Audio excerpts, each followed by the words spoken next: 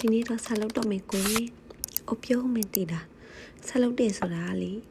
စောင့်ကြည့်ရှိမှထိုင်ပြီးတော့စာတွေကိုတစ်ချိန်လုံးကြည့်နေုံနဲ့ဆက်လုပ်တာမဟုတ်ဘူးနော်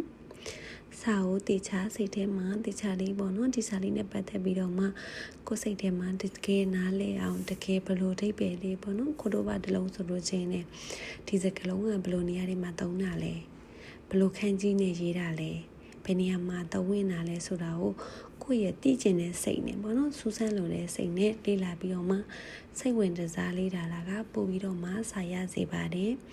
စာလုပ်လာဆိုရင်လုပ်တယ်ပေါ့နော်လူမြင်ကောင်းရုံလောက်လေးလုပ်လို့လည်းစာမရပါဘူးရှင်စာလုပ်မယ်ဆိုလို့ချင်းစာကိုတစ်နေ့တစ်ကြစနေတကြလေးပေါ့နော်တကြလေးစာလုံးမဲ့အစိမ်ကိုတတ်မှတ်ပြီးတော့မှစာလုပ်ရပါမယ်နော်